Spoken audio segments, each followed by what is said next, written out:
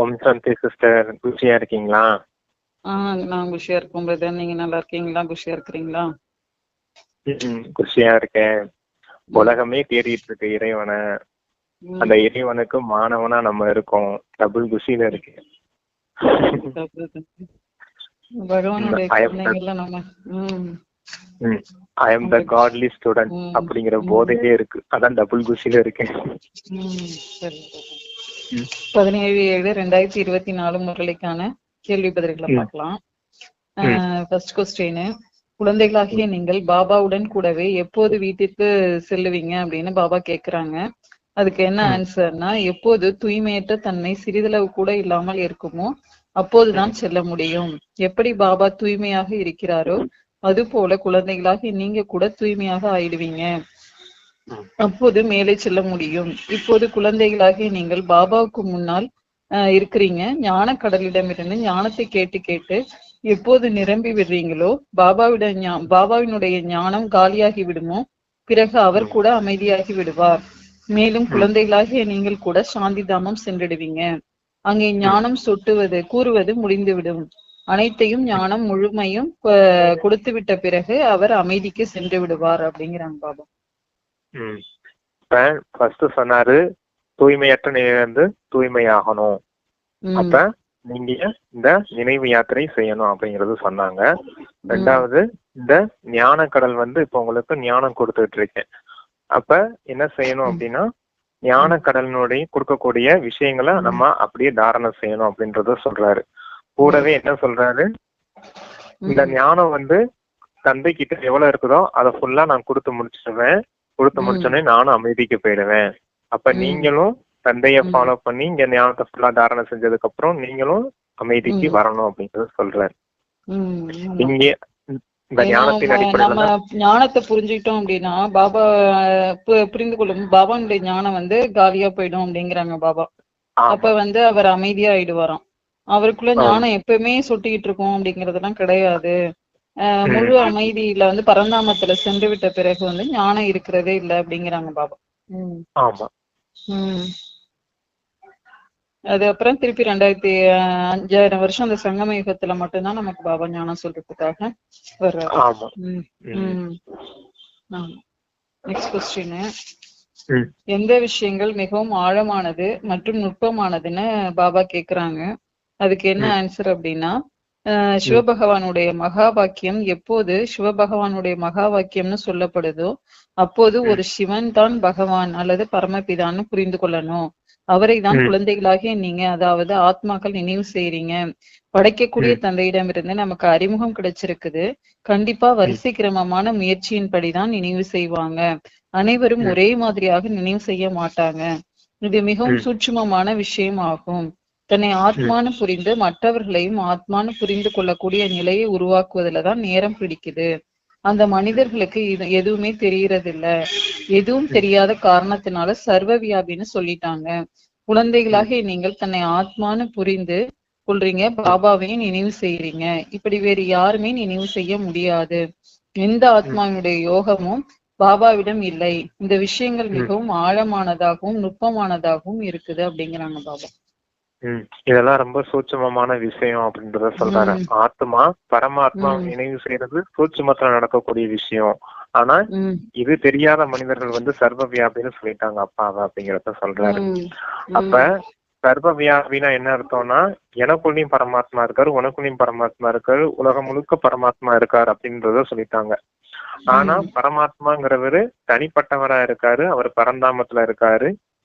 இங்க வாழ்ற மனிதர்கள் போறாமே இருக்கவங்க, மனிதர் உடல்ல இருக்கவங்க எல்லாருமே ஆத்மாக்கள். அவர் ஒருத்தர் தான் பரமாத்மா. ஏன் அவரை பரமாத்மா அப்படின்னு சொல்றோம் அப்படின்னா, அவர் உடல் எடுக்காம எப்பவுமே ஆத்ம ரூபத்திலேயே ஆத்மஸ்வரூபத்திலேயே இருக்கிறதுனாலதான் அவர் பரமாத்மான்னு சொல்றோம். இங்க இருக்கவங்க எல்லாருமே தேகதாரிகளா இருக்கும், மனிதர்களா இருக்கும். எல்லா ஆத்மாக்களுக்கும் உடல் கிடைச்சதுனால இவங்கள சாதாரண ஆத்மாக்கள் தான் சொல்ல முடியும். ஆத்மாவுக்கும் பரமாத்மாவுக்கும் இருக்க வேறுபாடே அவங்களுக்கு தெரியல, அதனாலதான் அவங்க சர்வ வியாபின்னு சொல்லி வச்சிருக்காங்க அப்படிங்கறத சொல்றாருப்பா. ஆமா, நம்ம இப்ப ஆத்மான்னு நம்ம புரிஞ்சுக்கிட்டு இறைவன் பாபாவையும் நம்ம இப்ப நினைவு செய்யறோம். அது மத்தவங்களுக்கு தெரியவும் இல்லை என்ன செய்யறாங்க அப்படிங்கறதையும் அவங்க புரிஞ்சுக்கவே முடியல அப்படிங்கிறாங்க. ஆமா. எது மிகவும் உயர்ந்த குறிக்கோள் அப்படின்னு பாபா கேக்குறாங்க. தன்னை ஆத்மான்னு புரிந்து பாபாவை நினைவு செய்யணும். நாம் சகோதர சகோதரர்கள்னு சொல்லவும் செய்யறாங்க. ஆத்மாவை தான் பார்க்கணும், சரீரத்தை பார்க்க கூடாது. இதுதான் மிகவும் உயர்ந்த குறிக்கோளா இருக்குது அப்படிங்கிறாங்க பாபா. ஆத்மாவை தான் நம்ம பார்க்கணும். அந்த ஆத்மாவை பார்க்கக்கூடிய பயிற்சிக்கு தான் அதிகமான முக்கியத்துவம் இருக்குது. ஏன்னா முதல்ல பார்வை மாறணும். பார்வை மாறிடுச்சுன்னா மத்த இந்திரியங்கள் எல்லாமே ஆட்டோமேட்டிக்கா கண்ட்ரோல் ஆயிடும். ஏன்னா ஆத்மாவே உண்மையான ரூபமே அமைதியின் சொரூபமா இருக்குது. அதை எதை வச்சு பார்க்க முடியும்? கண்களாலதான் பார்க்க முடியும், மனதின் கண்களாலதான் பார்க்க முடியும். ஆத்மா பார்க்கும் போதே அந்த பயிற்சி வருதுன்னா அப்ப அமைதி ஆட்டோமேட்டிக்கா கிடைக்க ஆரம்பிச்சிடும்.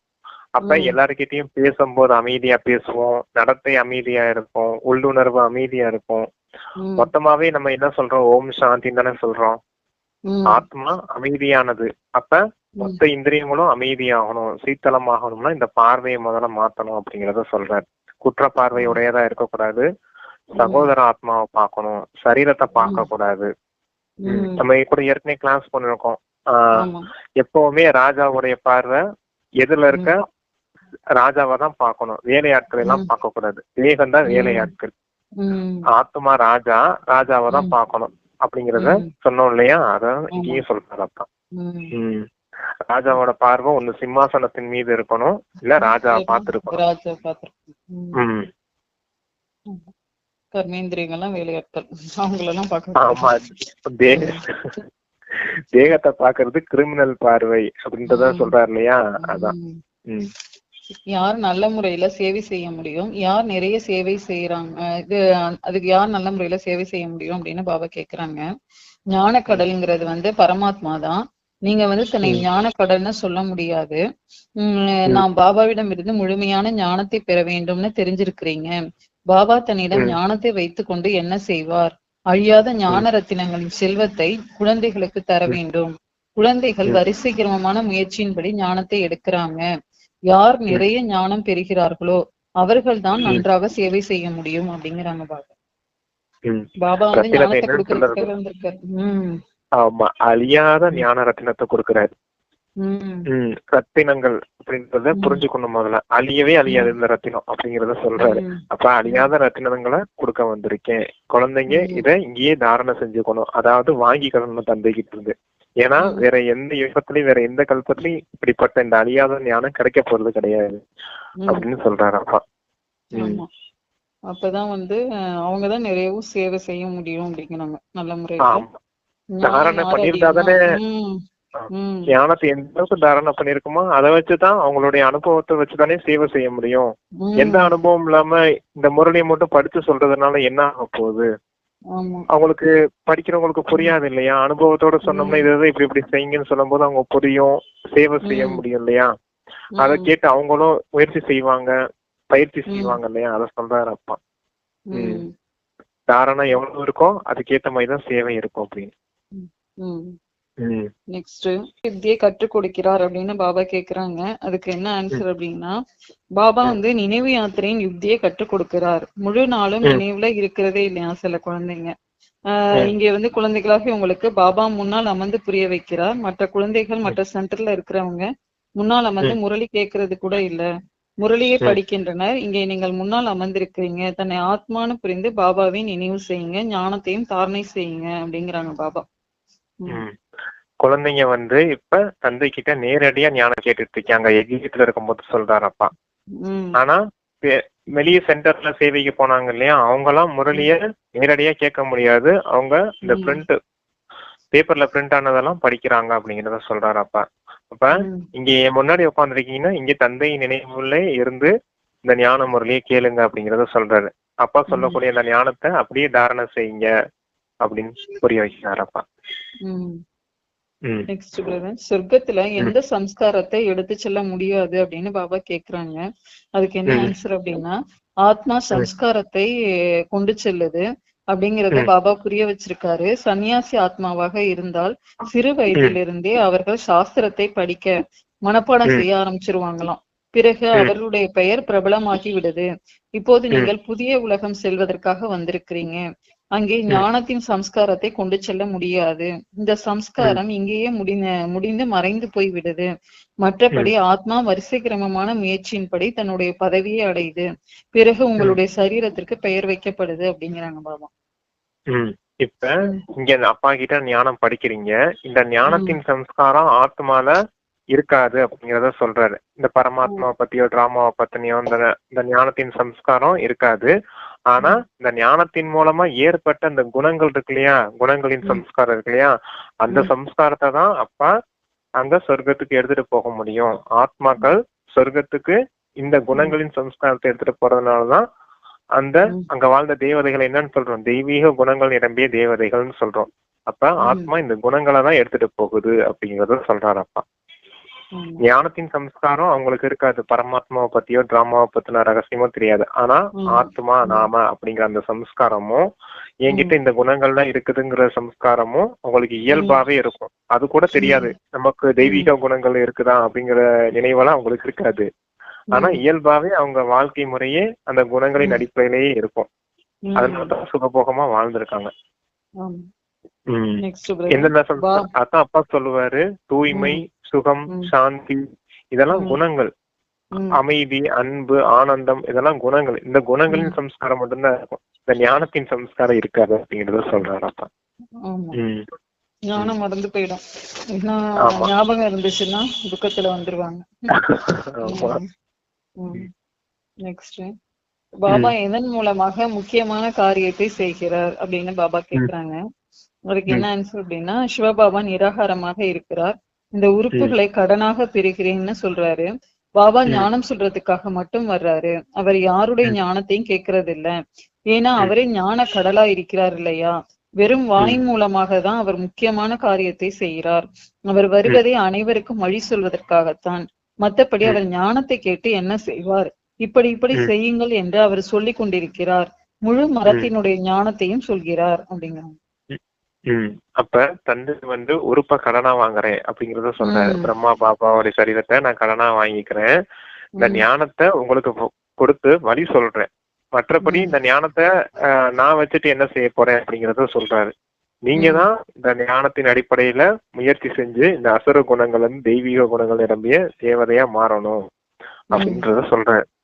நான் வந்ததே எதுக்காக வந்திருக்கேன்னு சொல்றாரு, மனிதர்களை பூரா தேவதையா மாத்துறதுக்காகவே வந்திருக்கேன். எதன் அடிப்படையில, இந்த ஞானத்தின் அடிப்படையில அப்படின்றாரு இல்லையா, அதத்தான் சொல்றாருப்பா. நெக்ஸ்ட் சொர்க்கத்துல ஊர்கள், அங்க லைட் வெளிச்சம் எல்லாம் எப்படி இருக்கும், அங்க உள்ள ஊர்கள் எப்படி இருக்கும், 5 தத்துவங்கள் எப்படி இருக்கும்னு பாபா சொல்லியிருக்காங்க. அத பத்தியும் பார்ப்போம். புதிய உலகம் மிகவும் சிறியதாக இருக்கும் அப்படின்னு குழந்தைகளாக உங்களுடைய புத்தியில தெரிஞ்சிருக்கு. இந்த பழைய உலகமும் எவ்வளவு பெரியதா இருக்குது, முழு உலகத்திலையும் எவ்வளவு லைட் விளக்கு எரியுது, வெளிச்சம் மூலமாக என்னென்னலாம் நடக்குது. அங்கேயோ உலகமும் சிறியது, லைட்டு கூட குறைவாகத்தான் இருக்கும், சிறிய சிறிய ஊர்கள் இருக்கும். இப்போதோ எவ்வளவு பெரிய பெரிய ஊர்கள்லாம் இருக்குது, அங்கே இவ்வளவு இருக்காது. முக்கியமாக நல்ல பாதைகள் கொஞ்சம் இருக்கும். 5 தத்துவங்கள் கூட அங்கே சதோ பிரதானமாக ஆகிவிடுது. அவை ஒரு பொழுதும் குழப்பம், சீற்றம்லாம் ஏற்படுத்தாது. அதை சுகதாமம்னு சொல்லப்படுது. அதன் பெயரே சொர்க்கம் ஆகும். போக போக நீங்கள் எவ்வளவு நெருக்கத்தில் வருகிறீர்களோ அந்த அளவு எண்ணிக்கை அதிகரித்து கொண்டே இருக்கும். பாபா காட்சி காண்பித்து கொண்டே இருப்பார் அப்படிங்கிறான். அப்ப இந்த மாதிரி காட்சி எல்லாம் சொர்க்கத்துல இருக்குது அப்படின்னு விசுவலைஸ் பண்ணி பார்க்க சொல்றாரு. என்னென்ன இருக்குன்னு சொல்றாரு. ஊரெல்லாம் பெருசு பெருசாலாம் இருக்காது, இங்க இருக்கிறது மாதிரி சின்ன சின்ன ஊரா இருக்கும். இங்க இருக்க மாதிரி பெரிய பெரிய லைட் வெளிச்சம் எல்லாம் போட்டு பெரிய இந்த மாயாவின் பகட்டெல்லாம் இல்லாம லைட் எல்லாம் அளவா இருந்தாலும் பாக்குறதுக்கு ரம்மியமா அழகா இருக்கும் அப்படிங்கறத சொல்றாரு. பாதைகள் கூட இங்க பெரிய பெரிய பாதைகள்லாம் போட்டு உலகமே பெரிய போக்குவரத்து மயமா ஆயிருக்கு இல்லையா. இந்த மாதிரி சத்தம் தொந்தரவுலாம் அங்க இருக்காது. ஒரு சில சின்ன சின்ன பாதைகள் இருக்கும், அதுவும் நல்லா இருக்கும். ஏன்னா அதுக்கு பேரு சுகதாமம் இல்லையா, நல்ல பாதைகள்லாம் இருக்கும் அப்படிங்கறத சொல்றேன்.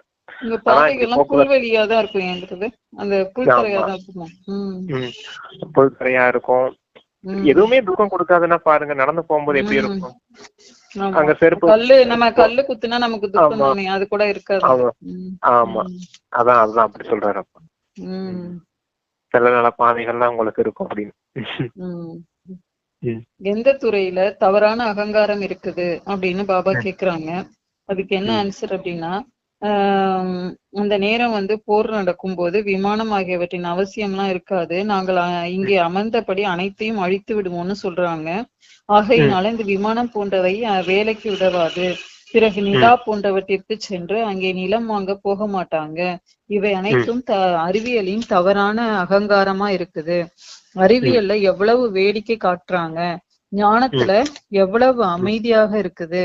இது ஈஸ்வரன் அளித்தது என்கிறோம். அறிவியலிலோ பிரச்சனைகள் தான் அதிகமா இருக்குது. அவர்கள் அமைதி பற்றி தெரிந்து கொள்றதே இல்லை அப்படிங்கிறாங்க.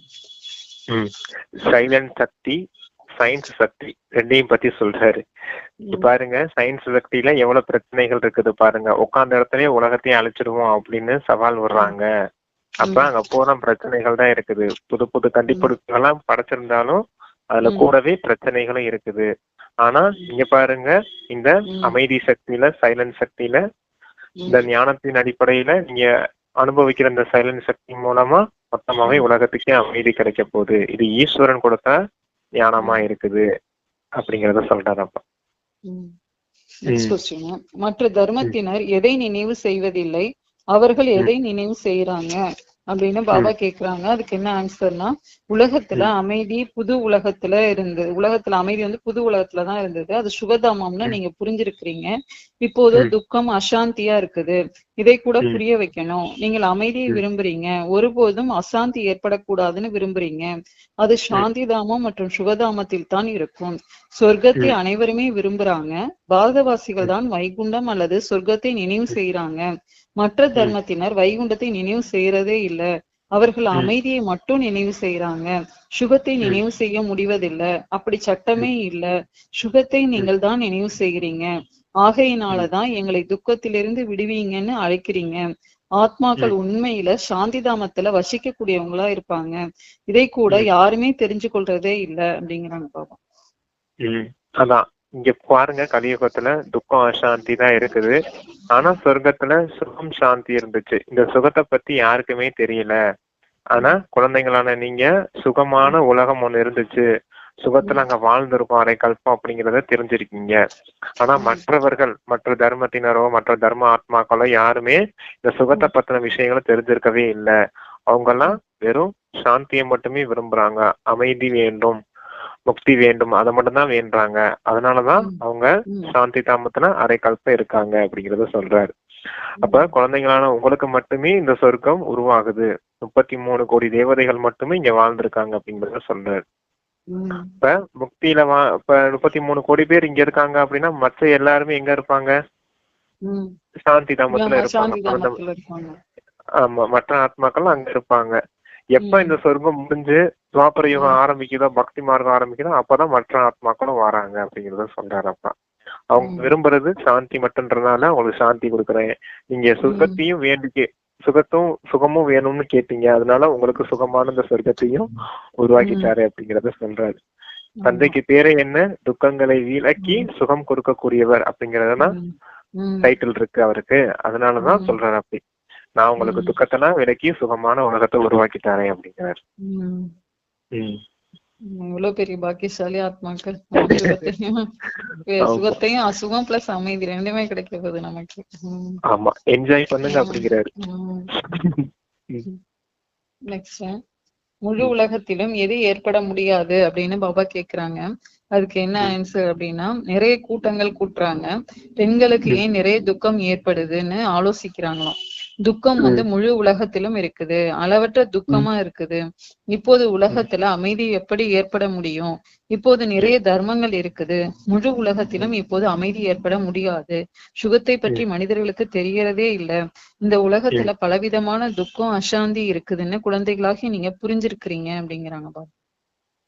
அதான் இங்கதான் போறான், துக்கம் அசாந்தி தான் இருக்குது, 1-2 கிடையாது, எல்லாமே துக்கமும் அசாந்தின்னா. இங்க சுகம் சிறிதளவு கூட கிடையாது.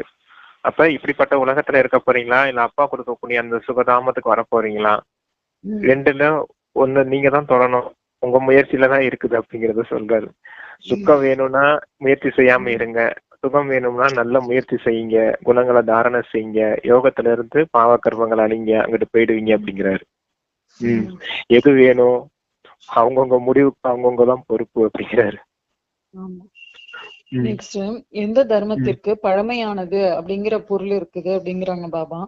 நாம எங்கிருந்து வந்தோமோ அது சாந்திதாமம், மற்றும் ஆதிசநாதனா தேவி தேவதா தர்மம் எங்கிருந்ததோ அது சுகதாமமாக இருந்தது.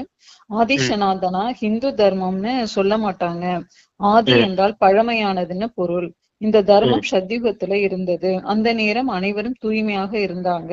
அது நிர்விகாரி உலகமாகும். விகாரத்தின் பெயரே இருக்காது. வித்தியாசம் இருக்கிறது அல்லவா? முதல்ல நிர்விகாரி ஆகணும் அப்படிங்கிறாங்க. அதான் நிர்விகாரி உலகம். அது எது? ஆதிசநாதன தேவி தேவதா தர்மம் இருந்த இடம்தான் நிர்விகாரியான உலகம். அதத்தான் சொர்க்கம்னு சொல்லப்படுது. ஆனா இங்க மனிதர்கள் என்ன சொல்லி வச்சிருக்காங்க? ஆதிசநாதன தேவி தேவதா தர்மம்னு சொல்லாம ஹிந்து தர்மம்னு துவாபர யுகத்துல இருந்து சொல்லி வந்திருக்கு அப்படிங்கறத சொல்றாரு. ஆதிசநாதன தர்மம்னு சொல்றாங்க, ஆனா அதை பத்தின புரிதல் இல்ல. ஆமா ஆமா, அது இல்ல. தேவதைகள் நிர்விகாரியா வாழ்ந்திருக்காங்க. அப்ப அவங்க இப்படி வாம மார்க்கத்துல இப்படி விகார மார்க்கத்துல வந்ததுக்கு அப்புறம் தூய்மையற்றது ஆனதுக்கு அப்புறம் அவங்க தேவதைகள்னு சொல்ல முடியாது இல்லையா? தூய்மையற்றவர்களை தேவதைகள்னு சொல்லாம நாங்க ஆதிசநாதன இந்து தர்மத்தை சேர்ந்தவங்க இப்ப சொல்லிக்கிட்டு இருக்காங்க அப்படிங்கறத சொல்றாங்க.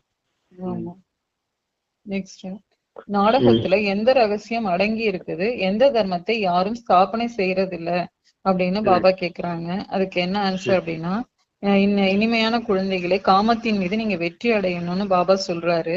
தன்னை ஆத்மானு புரிஞ்சுக்குங்க. இப்போது ஆத்மா தூய்மையற்று இருக்குது. ஆத்மாவுல துருப்பு அடிஞ்சிருக்கும் போது சரீரம் கூட அப்படியே இருக்குது. ஆத்மா தூய்மையாகி விடும் போது சரீரமும் தூய்மையாகி விடும். இதைதான் விகாரமற்ற உலகம்னு சொல்லப்படுது. இதனுடைய உதாரணம் கூட நீங்க சொல்ல முடியும். முழு மரமும் இருக்குது, ஆனால் அடிமரம் இல்லை. ஆதிசநாதனா தேவி தேவதா தர்மம் இல்லை. மற்ற அனைத்துமே இருக்குது. அனைவருமே தூய்மையற்று இருக்கிறாங்க. இவர்களை மனிதர்கள்னு சொல்கிறார்கள். அவர்களோ தேவதைகள் ஆவாங்க. நான் மனிதர்களை தேவதைகளாக மாற்ற வந்திருக்கிறேன். மனிதர்கள் 84 பிறவிகள் எடுக்கிறாங்க. தமோ பிரதானம் இந்து என்று சொல்லி விடுறாங்க. இந்த ஏனிய காட்டி புரிய வைக்கணும். தூய்மை இழந்து விட்ட பிறகு தேவதைன்னு சொல்ல முடியாது. நாடகத்துல இந்த ரகசியம் அடங்கி இருக்குது. அப்படி இல்லை என்றால் ஹிந்து தர்மம் என்று எதுவுமே இல்லை. ஆதிசநாதர்களாகிய நாம் தான் தேவி தேவதைகளாக இருந்தோம். பாரதம் தான் தூய்மையாக இருந்தது. இப்போது தூய்மையற்று இருக்கிறது. ஆகையினால் தன்னை ஹிந்துன்னு சொல்லிக் கொள்றாங்க. இந்து தர்மத்தை யாரும் ஸ்தாபனை செய்யவில்லை. இதை குழந்தைகள் நல்ல முறையில புரிந்து கொள்றாங்க அப்படிங்க. ஆமா, இப்ப ஆத்மா சரீரம் ரெண்டும் தூய்மையாகணும். இப்ப இந்த கலியுகத்துல எப்படி இருக்குதுன்னா, ஆத்மான துரு ஏறி இருக்கு. தூய்மையற்றதின் அழுக்கு ஏறி இருக்கிறதுனால ஆத்மாவும் தமோ பிரதானமா இருக்குது. அதே போல சரீரமும் தூய்மையற்ற நிலையில இருக்கிறதுனால சரீரமும் ஆரோக்கியம் இல்லாம நோய்வாய்ப்பட்டு ஒரு இத்து போன சரீரமா இருக்கு. பிஞ்ச செருப்புன்னு சொல்றாரு இல்லையாப்பா, அந்த மாதிரி கீழானதா இருக்குது. ஆனா இப்ப ஆத்மா தூய்மையாகும் போது, இந்த தூய்மையற்ற நிலையிலிருந்து ஆத்மா முதல்ல தூய்மையாகும் போது உங்களுக்கு சரீரம் கூட தூய்மையானதா கிடைக்க போகுது அப்படிங்கிறத சொல்றாரு.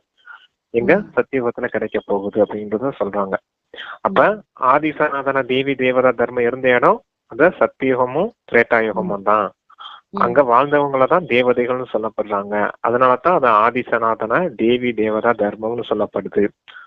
ஆனா இங்க பக்தி மார்க்கத்துல வந்ததுக்கு அப்புறம், அதான் வாம மார்க்கத்துல வந்ததுக்கு அப்புறம் அவங்கள தேவதைகள்னு சொல்ல முடியாம இந்துக்கள்னு சொல்ல ஆரம்பிச்சிட்டாங்க. அந்த ஹிந்து தர்மத்தை யாருமே ஸ்தாபனை செய்யல அப்படிங்கறதையும் இங்க புரிய வைக்கிறாரு பாருங்க.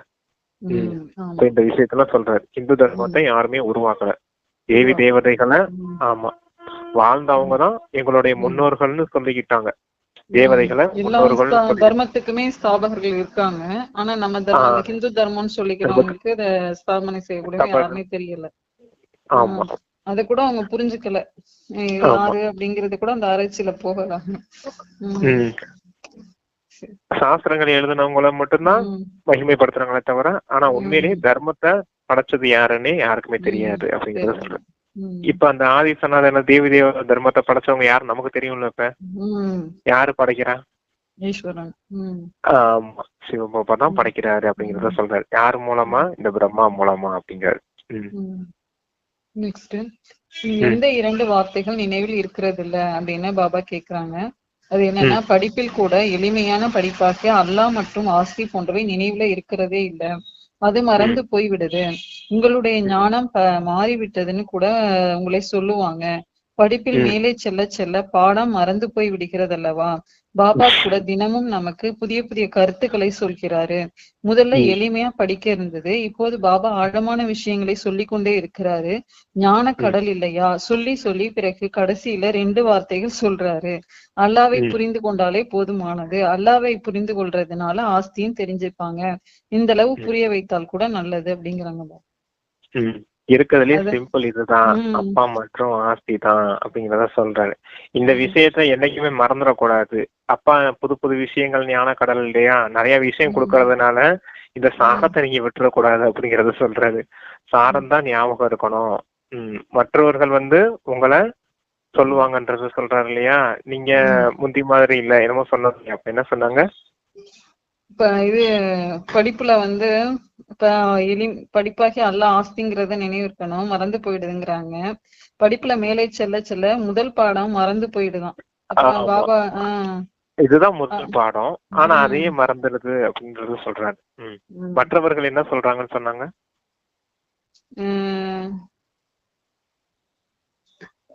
அதுதான் சொல்லிருக்காங்க, வேற ஒண்ணும் இல்ல.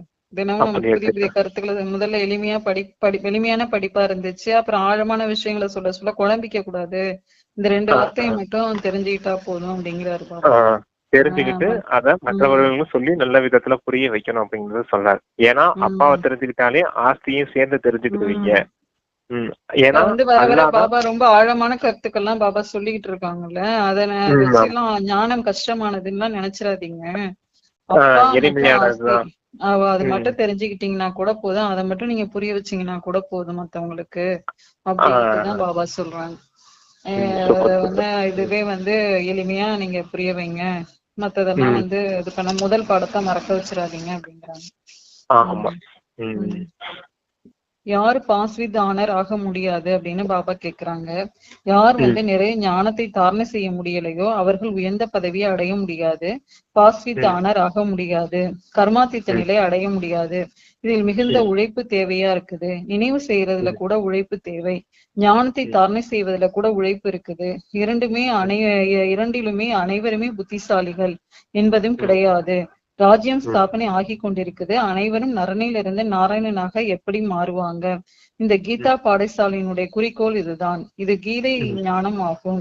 இதை யார் கொடுக்கிறார் என்பதை உங்களை தவிர வேறு யாருக்குமே இது தெரியாது. இப்போது உலகம் சுடுகாடாக இருக்குது, பிறகு தேவதைகளின் உலகமாக ஆகிடும் அப்படிங்கிறாங்க பாபா. முழு உலகமே சுடுகாடா இருக்குது அப்படின்ட்டு. இது சுடுகாட்டுல வந்துதான் அப்பா அவங்களை என்ன செய்ய சொல்றேன், நினைவு யாத்திரை செய்ய சொல்றேன் அப்படிங்கறத சொல்றாரு. நினைவு ஒரு உழைப்பா இருக்குது, கூடவே இந்த ஞானத்தை தாரணை செய்யணும், தாரணை அப்படிங்கிறது 2வது விஷயமா இருக்குது. இந்த 2 விஷயத்திலயும் நீங்க பக்காவா இருக்கணும். இதுல யாரும் அந்த அளவுக்கு பக்காவா இல்ல. ஒருத்தர் நினைவுல பெரிய ஆளா இருக்காங்க, இன்னொருத்தவங்க தாரணையில பெரிய ஆளா இருக்காங்க அப்படிங்கறத சொல்றாரு. வேற 2லயுமே நீங்க முக்கியத்துவம் கொடுத்து இந்த காரியத்தை செய்யணும் அப்படிங்கறத அப்பா சொல்றாரு. ஞானத்தை அதிகமா தாரணை செய்யாதவங்க கர்மாதித்த நிலையை அடைய முடியாதுன்னு, பாஸ் வித் ஆனர் ஆக முடியாது. அதனால ஞானத்தை படிக்கிறதுலயும் உழைப்பு தேவைப்படுது, அது தாரணை செய்யறதுல கூட உழைப்பு தேவைப்படுது அப்படிங்கிறாங்க. புத்திசாலிங்க தான் பண்ண முடியும் அப்படிங்கிறாங்க. நெக்ஸ்ட், குழந்தைகளுக்கு எந்த எண்ணம் வரக்கூடாது அப்படின்னு பாபா கேக்குறாங்க. அதுக்கு என்ன ஆன்சர் அப்படின்னா,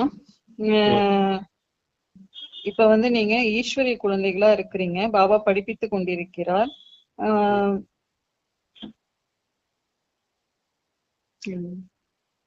இப்ப நீங்க ஞான சிதையில பூஜாரியிலிருந்து பூஜைக்குரியவரா ஆகணும். அறிவியல் ஆராய்ச்சியில் கூட எவ்வளவு புத்திசாலி ஆகிக்கொண்டே போறாங்க, கண்டுபிடித்து கொண்டே போறாங்க. இது பாரதவாசிகள் ஒவ்வொரு விஷயத்தை பற்றியும் அங்கிருந்து கற்றுக்கொண்டு வர்றாங்க. அவர்கள் கூட கடைசியில வருவாங்க, ஆனாலும் அவ்வளவு ஞானம் எடுத்துக்க மாட்டாங்க. பிறகு அங்கு வந்ததும் கூட இன்ஜினியரிங் போன்ற வேலைகள் செய்வாங்க. அவர்கள் ராஜா ராணி ஆக முடியாது, ராஜா ராணிக்கு முன்னால் சேவையில் இருப்பாங்க. நிறைய கண்டுபிடிப்புகளை உருவாக்கி கொண்டே இருப்பாங்க.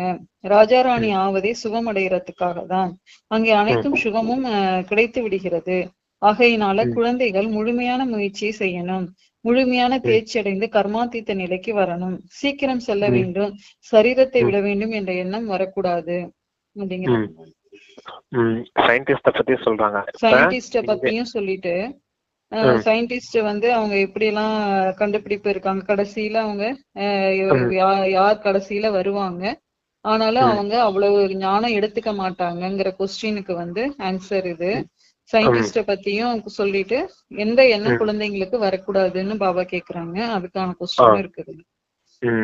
அதான் எந்த எண்ணம் வரக்கூடாது அப்படின்னா சீக்கிரம் சரீரத்தை விட்டுட்டு போகணும் அப்படிங்கிற எண்ணம் எல்லாம் இருக்கக்கூடாது உங்களுக்கு. ஏன்னா ஈஸ்வரன் கொடுக்கக்கூடிய படிப்பா இருக்குது. அதை நீங்க முழுமையா தாரணை செஞ்சு கர்மாதீத்த நிலையை அடைஞ்சதுக்கு அப்புறம் தான் சரீரத்தை விடணும், அப்பதான் உங்களுக்கு உயர்ந்த பதவி கிடைக்கும் அப்படிங்கறத சொல்றாரு.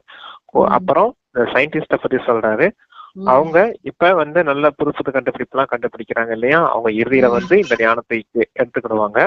எடுத்துக்கிட்டு அவங்க சத்தியத்துக்கு வந்தாலுமே இன்ஜினியரிங் போன்ற அந்த பொறியாளர் வேலைகள்லாம் செய்வாங்க, செஞ்சு உங்களுக்கும் அங்கேயும் வந்து புது கண்டுபிடிப்பு எல்லாம் கண்டுபிடிச்சு கொடுப்பாங்க. அப்ப ராஜா ராணி முன்னாடி அவங்க சேவை செய்யக்கூடிய சேவையாட்களா தான் இருப்பாங்களே தவிர ராஜா ராணியா ஆக முடியாதவங்க அப்படிங்கிறத சொல்றாரு. அப்ப அந்த போஸ்டிங் யாருக்காக காத்துட்டு இருக்கு? குழந்தைங்களோட உங்களுக்காக தான் காத்துட்டு இருக்கு. இந்த ராஜ்யத்தை அடையிறதுக்கான முயற்சி இந்த ஞானம் தான்.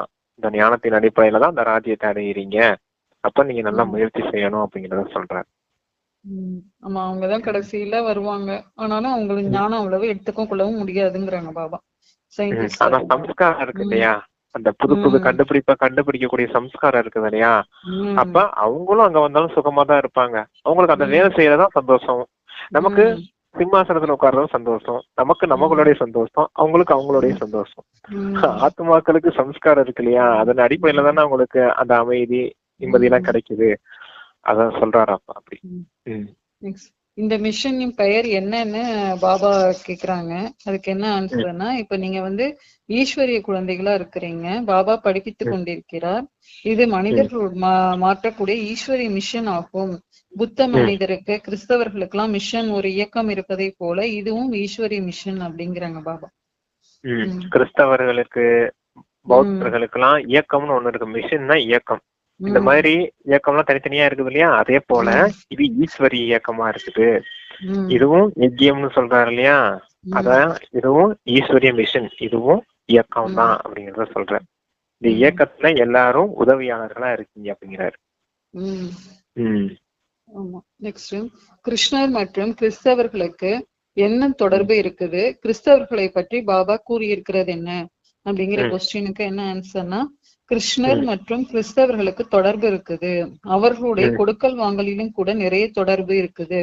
கிறிஸ்தவர்கள் நிறைய உதவி செய்யறாங்க, அவர்களுடைய மொழியை விலக்கி விடுவது கூட ஒரு விதமான அவமரியாதை ஆகும். அவர்கள் வருவதே கடைசியில தான், நிறைய சுகமும் அடையிறதில்ல, நிறைய துக்கமும் அடையிறதில்ல. எல்லா கண்டுபிடிப்புகளையும் அவர்கள் உருவாக்குறாங்க. இங்கே முயற்சி செய்தாலும் கூட துல்லியமான கண்டுபிடிப்புகளை உருவாக்க முடியாது. வெளிநாட்டு பொருட்கள் நல்லதாக இருக்குது, நேர்மையோட உருவாக்குறாங்க, இங்கேயோ நேர்மையற்ற தன்மையில பொருட்களை உருவாக்குறாங்க அப்படிங்கிறாங்க. ஆமா, கிறிஸ்தவர்கள் ஃபாரினர்ஸ் எல்லாம் இப்பதான் புதுசா வந்திருக்காங்க, அவங்க நேர்மையாளர்களா இருக்காங்க, நல்ல விதமா பொருட்களை தயார் செஞ்சு உலகத்துக்கு விநியோகம் செய்யறாங்க. ஆனா இங்க பாரதத்துல பாருங்க, நேர்மையற்ற ரீதியில பொருட்களை செய்யறாங்க. என்னதான் இங்க கண்டுபிடிப்பு செஞ்சாலும் அந்த அளவுக்கு குவாலிட்டியா கொடுக்க முடியல இவங்களால அப்படிங்கறத சொல்றாரு. அப்ப இந்த கலியுகத்துல இப்படித்தான் இருக்கும், ஆனா சத்தியுகத்துல எல்லா பொருட்களும் ஃபர்ஸ்ட் கிளாஸ்ல இருக்கும் அப்படிங்கறத சொல்றாரு.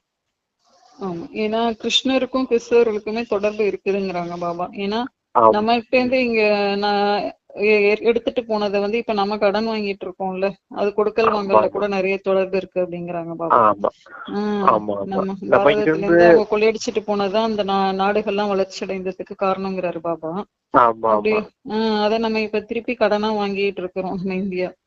ஆமா, நம்ம கிட்ட இருந்து எடுத்துட்டு போனதான் திருப்பி ரிட்டர்ன் பண்ணணும் இல்லையா, அத சொல்றாங்க.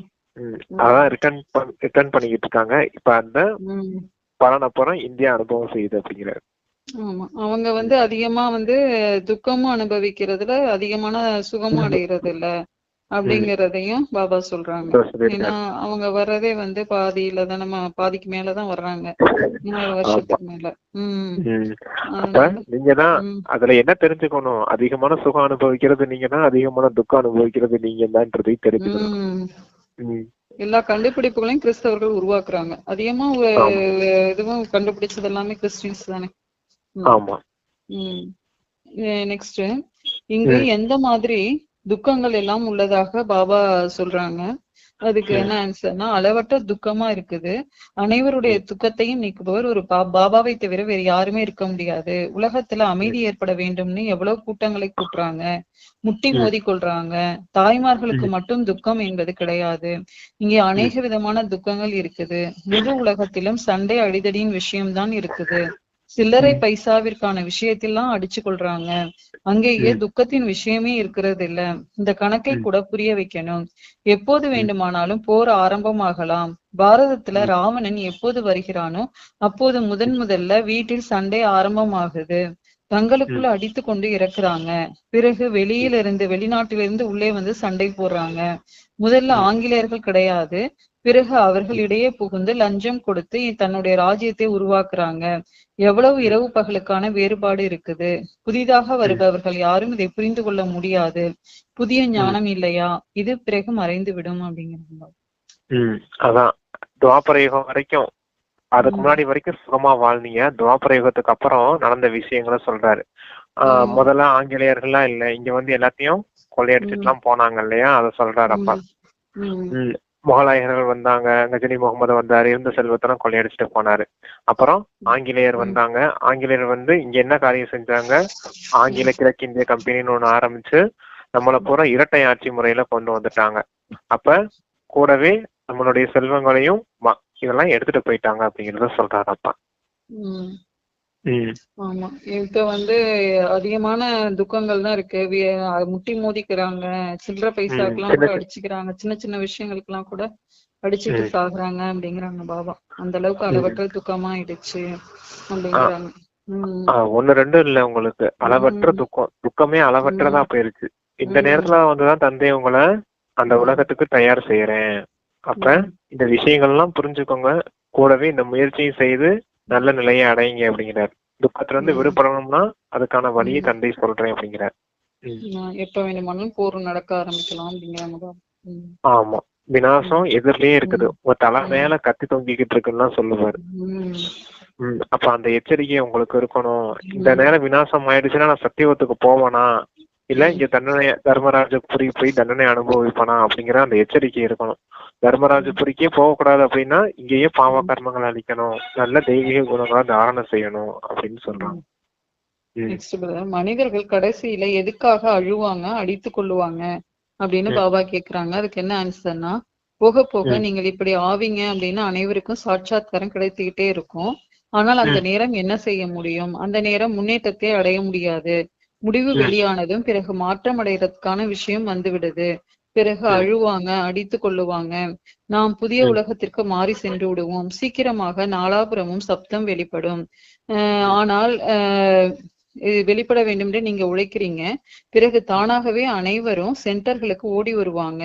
ஆனால் எவ்வளவு நேரமாகி கொண்டே போகுமோ அவ்வளவு டூ லேட், மிகவும் தாமதம் ஆகி கொண்டே இருப்பாங்க. பிறகு எதையுமே செய்ய முடியாது, பைசாவிற்கு கூட அவசியம் இருக்காது அப்படிங்கிறாங்க. அவ்வளவு துக்கம் காத்துட்டு இருக்கு உங்களுக்கு விநாச நேரத்துல. நீங்க அந்த உலகத்துக்கு தயாராயிடுவீங்க. ஆனா இங்க முழு உலகமும் எப்படி துக்கத்தை அனுபவிப்பாங்க அப்படிங்கறத சொல்றாரு அப்பா. ஏன்னா வந்து அப்ப வந்து நான் வர்றேன் அப்படின்னு முட்டி மோதிட்டு நிப்பாங்களாம், அழுவாங்க, அடித்து கொள்ளுவாங்க, நாங்களும் வர்றோம் அப்படின்ட்டு. அப்பெல்லாம் உங்களுக்கு வந்து வரத்துக்கு சான்ஸ் கிடையாது, டூலேட் போடப்பட்டுடும் அப்படிங்கிறாங்க பாபா. ஏன்னா அந்த நேரம் வந்து ஞானத்தை தாரணம் செய்ய முடியாது, யோகா பண்ண முடியாது இல்லையா, ரொம்ப குழப்பமான சூழ்நிலையா இருக்கும். அந்த சமயத்துல அவங்க ஞானத்தை கேட்டாலும் புத்தியில பதியாது, அவங்க எந்த இதுவும் வர முடியாது, சுத்தத்துல வர முடியாது. முயற்சி செய்யற நம்மளே இப்ப எவ்வளவு தாரணை பண்ண வேண்டியது இருக்குது. அப்ப அவங்க என்ன இறுதி நேரத்துல வந்து அவங்களால என்ன இதை அடைய முடியும், என்ன ஞானத்தை புரிஞ்சுக்க முடியும், புரிஞ்சுக்க அளவுக்கு அந்த மனசு புத்தியில அந்த அளவுக்கு சக்தி இருக்காது அந்த நேரம் அப்படிங்கிறாரு.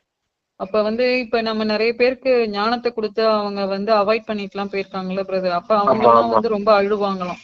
நான் இவங்க கொடுத்தாங்க, நான் வந்து அதை அவமதிச்சிட்டேனே, நான் அதை வந்து காதிலே வாங்கலையே, நான் வாங்கியிருந்தேன்னா நான் நல்ல நிலைமைக்கு வந்து சொர்க்கத்துல இடம் பெற்றிருப்பேனேன்னு சொல்லிட்டு அந்த நிலைமை அப்ப வந்து அழுவாங்க அப்படிங்கிறாங்க பாபா. அந்த மாதிரி நிலைமையெல்லாம் வரும் அப்படிங்கிறாங்க.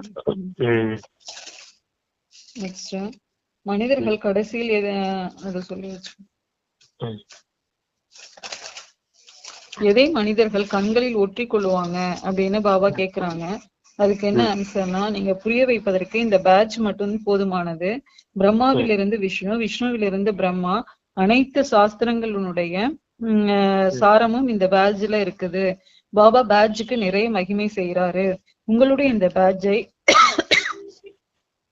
அனைவருமே கண்கள்ல ஒத்திப்பாங்க, அப்படிப்பட்ட நேரம் கூட வரும் அப்படிங்கிறாங்க. இந்த பேட்ச் தான் பின்னாடி நல்ல சேவை செய்ய போகுது அப்படிங்கறத சொல்றாரு. ஏன்னா ஒரு பக்கம் பிரம்மா மூலமா ஸ்தாபனை இருக்குது, விஷ்ணு மூலமா பாலனை செய்யப்படப்படுறது இந்த எதிர்கால ராஜ்யம், கூடவே இந்த சங்கர் மூலமா இந்த முழு உலகமும் விநாசமாக போகுது அப்படின்னு சொல்லி புரிய வைக்கலாம். பிரம்மா தான் இங்க வந்து இப்ப நமக்கு பிரம்மா மூலமா தான் சிவன் தந்தை வந்து நமக்கு வந்து ஞானம் கொடுத்துட்டு இருக்காரு. இந்த ஞானத்தின் தபஸ்யாவின் இறுதி நிலை இந்த விநாச நேரம் நடக்க போகுது. அதான் சங்கர் 3ஆம் கண் திறந்தா இந்த உலகம் அழிய போகுது அப்படிங்கிறத காமிச்சிருக்காங்க. அப்படியே கூடவே இந்த பிரம்மா தான் நாளைக்கு விஷ்ணுவா மாற போறாரு அப்படிங்கறத சொல்றாங்க, நாராயணனா மாற போறாங்க. அப்ப இந்த 3 விதமான இந்த பேட்ச்ல இருக்கக்கூடிய இந்த சித்திரத்தை வச்சு நீங்க நல்ல முறையில சேவை செய்யலாம் அப்படிங்கறத சொல்றாரு அப்பா. நெக்ஸ்ட் பிரதர், எந்த 2 விஷயங்கள்ல அதிக கவனம் வேண்டும் அப்படின்னு பாபா கேக்குறாங்க. அதுக்கு என்ன ஆன்சர்னா, பொக்கிஷங்கள் பலவாறு இருந்தாலும் சமயம் மற்றும் சங்கல்பத்தின் மீது மிகுந்த கவனம் செய்யணும்.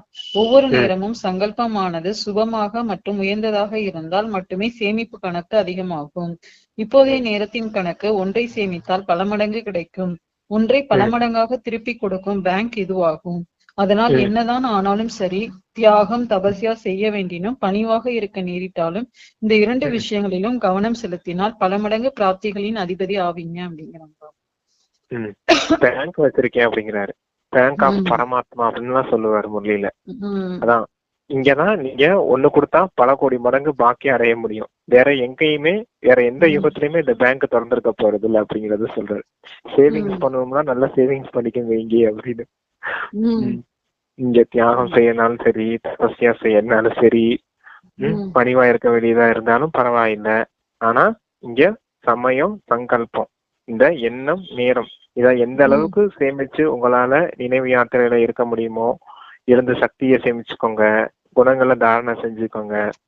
இதன் அடிப்படையில தான் நாளைக்கு உங்களுக்கு உயர்ந்த பதவி கிடைக்க போகுது அப்படிங்கறத சொல்றாங்க அப்பா. எல்லாத்த விட மிக உயர்ந்த பொக்கிஷம் இந்த எண்ணமும் நேரமும் அப்படிங்கறத சொல்றாரு. இதை எந்த அளவுக்கு பயன்படுத்தி உங்களுடைய பாக்கியத்தை உருவாக்கணும்னு நீங்க ஆசைப்படுறீங்களோ அந்த அளவுக்கு நீங்க பாக்கியத்தின் ரேகையை இந்த உங்களுடைய கர்மா மூலமா எடுத்துக்கோங்க அப்படிங்கறத சொல்றாரு அப்பா. எந்த பலத்தினால் சேவை செய்தால் பலன் அதிகமாக நிரம்பும் அப்படிங்கிறாங்க பாபா. மனோபலத்தினால் சேவை செய்தால் அதற்கான பலன் அதிகமாக கிடைக்கும் அப்படிங்கிறாங்க பாபா. மனோபலம் அப்படின்னா மனதின் சக்தியின் மூலமா சேவை செய்யணும், அப்பனாதான் பல மடங்கு பாக்கியம் கிடைக்கும் அப்படிங்கிறாரா. அப்ப நீங்க எந்த அளவுக்கு மனதின் பலம் அப்படின்னா என்ன, மனோசக்தினா இந்த பொறுமையா இருக்கிறது, ஒத்துழைப்பு கொடுக்கறது, எது நடந்தாலும் ஏற்றுக்கொள்றது, எதிர்கொள்ளும் சக்தி, தைரியத்தோடு இருந்து ஒரு காரியம் செய்தீங்கன்னா அது உங்களுக்கு பல கோடி மடங்கு பாக்கியத்தை உண்டாக்கி தரும் அப்படிங்கறத சொல்றாரப்பா. அதான் மனோபலத்தின் மூலமா நீங்க அதிகமான சேமிப்பை சேமிக்க முடியும் அப்படிங்கறத சொல்றாரப்பா. இன்னைக்கு क्वेश्चन ஆன்சர் முடிஞ்சிருச்சு பிரதர். ஒரு கிளான்ஸ் அப்படியே பாத்துருவோம். நம்ம வந்து பாபா கூட வீட்டிற்கு செல்லணும் அப்படின்னா தூய்மையற்ற தன்மை சிறிதளவு கூட இல்லாமல் இருக்கணும் அப்படின்னு பாபா சொல்லியிருக்காங்க. 2 விஷயங்கள் வந்து ஆழமானது மற்றும் நுட்பமானது எதுன்னா, நம்ம வந்து ஆத்மானு புரிந்து பாபாவை நினைவு செய்யணும். அப்ப இந்த மாதிரி வந்து யாருமே மனிதர்கள்லாம் நினைவு செய்யறது இல்ல, ஆத்மாவையும் தெரிஞ்சுக்கல பரமாத்மாவையும் தெரிஞ்சுக்கல அப்படின்னு சொல்லி பாபா சொல்லியிருக்காரு. நம்மளுடைய உயர்ந்த குறிக்கோளே வந்து நம்ம வந்து ஆத்மாவை மட்டும்தான் பார்க்கணும், சரீரத்தை பார்க்க கூடாது அப்படின்னு பாபா சொல்லியிருக்காங்க. யார் வந்து நிறைய சேவை செய்யறாங்களோ அவர்கள் தான் வந்து நல்ல ஞானத்தை வந்து நிறைய தாரணம் செய்யறவங்க தான் நல்ல சேவையும் செய்ய முடியும் அப்படின்னு பாபா சொல்லியிருக்காங்க. நினைவு யாத்திரை வந்து யுக்தியை வந்து பாபா கத்து கொடுக்கறாரு நமக்கு. அப்பாவை எப்படி நினைக்கணும்னு சொல்லி அந்த யுக்தியை கத்து கொடுத்து நமக்கு ஆசையையும் கொடுக்கறாரு. சொர்க்கத்துல வந்து ஞானத்தோட சம்ஸ்காரத்தை நம்ம எடுத்துட்டு போக முடியாது அப்படின்னு பாபா சொல்லியிருக்கிறாங்க. பிரம்ம பாபா வாய் மூலமாதான் இந்த ஞானத்தை வந்து சொல்லி நமக்கு இந்த முக்கியமான காரியத்தை செய்யறாரு அப்படின்னு பாபா சொல்லியிருக்காரு. அதே மாதிரி சொர்க்கத்துல சின்ன ஊர்கள்லாம் இருக்கும், பெரிய ஊரெல்லாம் இருக்காது, வெளிச்சம் அங்க குறைவாதான் இருக்கும், 5 தத்துவமும் சதவ பிரதானமா இருக்கும்னு பாபா சொல்லியிருக்காங்க. அறிவியலை பத்தியும் சொல்லியிருக்காங்க, சயின்ஸ பத்தியும். அங்க வந்து அகங்காரம் அதிகமா இருக்கு, அந்த அறிவியல் துறையிலதான் அகங்காரம் அதிகமா இருக்குன்னு சொல்லியிருக்காங்க. வைகுண்டத்தை வந்து மற்ற தர்மத்தினர் நினைவு செய்யறதே இல்ல, அவங்க வந்து அமைதியை மட்டும்தான் நினைவு செய்யறாங்க அப்படின்னு பாபா சொல்லியிருக்காங்க. முழு உலகத்திலையும் அமைதி வந்து ஏற்பட முடியாது இப்பைக்கு. இப்ப ஆனா இதுதானே அசாந்தி தானே நிலவுது, அத சொல்லியிருக்காங்க. எந்த தர்மத்தை வந்து ஆதிசநாதனா தேவி தேவதா தர்மத்துக்கு தான் பழமையானது அப்படிங்கிற பெயரு இருக்குது அப்படின்னு பாபா சொல்லியிருக்காங்க. ஹிந்து வந்து தர்மத்தை யாரும் ஸ்தாபனை செய்யல, ஹிந்துங்கிற ஒரு தர்மத்தை ஸ்தாபனை செய்பவர் யாருமே இல்லை அப்படிங்கிறாங்க பாபா. 2 வார்த்தைகள் வந்து பாபா சொல்லியிருக்காங்க, ஒண்ணு அல்லாஹ் மற்றும் ஆசி. இந்த 2 வார்த்தையை பத்தியும் அதையே நினைவு வச்சுட்டாவே இதை பத்தி நீங்க மத்தவங்களுக்கு புரிய வச்சாலே போதும் அப்படின்னு பாபா சொல்லியிருக்காங்க. பாஸ்வி தானர் ஆகணும் அப்படின்னா நம்ம வந்து ஞானத்தை நிறைய தாரணம் செய்யணும். அதை தாரணம் செய்யாதவங்க பாஸ்வி தானர் ஆக முடியாது அப்படின்னு பாபா சொல்லியிருக்காங்க. இப்ப வந்து கடைசியில வர்றவங்க வந்து விஞ்ஞானிகள் தான் வருவாங்க, ஆனாலும் அவங்களுக்கு அவ்வளவு ஞானம் கிடைக்காது. நம்ம வந்து இப்ப சரீரத்தை விடணும் அப்படிங்கிற எண்ணம் வந்து நமக்கு வரக்கூடாது அப்படின்னு பாபா சொல்லியிருக்காங்க. ஈஸ்வரிய மிஷனை பத்தி சொல்லியிருக்காங்க. நிறைய இவங்க வந்து கிறிஸ்டின்ஸ் வந்து நிறைய சுகமும் அடைகிறது இல்ல, துக்கமும் அடைகிறது இல்ல, அவங்க வந்து மீடியமான இதுல இருக்காங்க அப்படிங்கிறாங்க பாபா. முழு உலகத்திலுமே சண்டை அடிதடி இந்த விஷயம்தான், அளவற்ற துக்கம் தான் இருக்குது அப்படின்னு பாபா சொல்லியிருக்காங்க. கடைசி நேரத்துல ஞானத்தை எடுத்துக்கொள்ள விரும்புறவங்களுக்கு வந்து டூலைட் போட்டுருவாங்க, அவங்க வந்து அழுதுட்டு முட்டி மோதி அழுவாங்க அப்படிங்கிறாங்க பாபா. பேட்ஜை காமிச்சு நீங்க புரிய வைக்கலாம், அதுவே வந்து பேட்ஜே பின்னாடி சேவை செய்யும் அப்படின்னு இருக்காரு பாபா. அதே மாதிரி சமயம் மற்றும் சங்கல்பத்துல கவனம் கொடுக்கணும் அப்படின்னு சொல்லியிருக்காங்க. மனோபலம் வந்து இருந்தாதான் நம்ம வந்து சேவை அதுக்கான பலன் அதிகமா இருக்கும், மனோபலத்தினாலதான் சேவை செய்யணும் அப்படிங்கிறாங்க பாபா. ஓம் சாந்தி brother. Thank you Baba. Thank you sister. ஓம் சாந்தி. நன்றி பாபா.